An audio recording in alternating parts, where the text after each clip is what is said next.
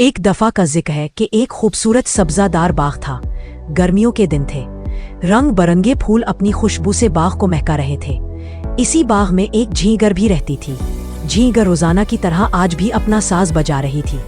वो गीत गाती और मस्ती में नाचती फिरती थी। उसे दुनिया की कोई फिक्र ना थी।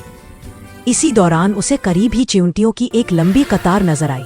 वो अनाज के दाने अपनी पीठ पर उठाए बड़ी मेहनत से अपनी बिल की तरफ जा रही थी।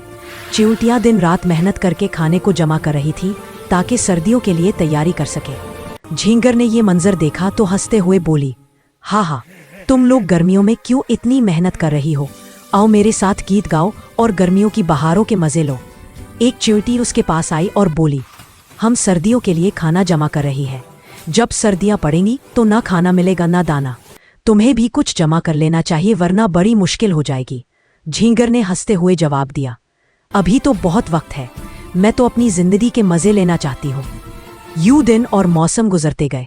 झींगर अपनी मस्तियों में गुम रही और चिंटियां मुसलसल मेहनत करती रही। फिर जब गर्मियों के बाद सर्दियां आ गईं तो हर तरफ कोहरा छा गया।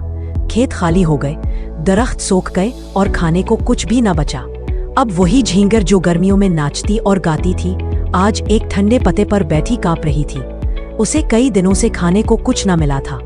दूसरी तरफ चिंटियां मजे से अपनी बिल में बैठी सर्दियों की ठंड में सुकून से खाना खा रही थी। झींगर की पनाहगाह बर्फ में डूब चुकी थी और वो भूख की वजह से लड़खड़ा रही थी। वो खुद को घसीटते हुए चिंटियों के बिल की तरफ निकली। आखिरकार उसे उनका घर नजर आया तो उसकी जान में जान आई। वो तेजी से चलती हुई दरवाजे तक पहुंची। झींगर ने जोर जोर से दरवाजा खटखटाना शुरू कर दिया और बोली, दरवाजा खोलो चिंटियों, कोई सुन रहा है, मैं सर्दी से बाहर मर जाऊंगी। चिंटी ने जब दरवाजा खोला और झींगर को देखा तो गुस्से से वापस अंदर चली गई। झींगर बाहर खड़ी जोर जोर से आवाजें लगाने लगी, मैं आइंदा तुम्हारी बात नहीं टालूंगी, आज दरवाजा खोल दो वरना मैं सर्दी से मर जाऊंगी। चिंटियां बोले, हमने तुम्हें समझाया था मगर तुमने हमारी बात ना मानी।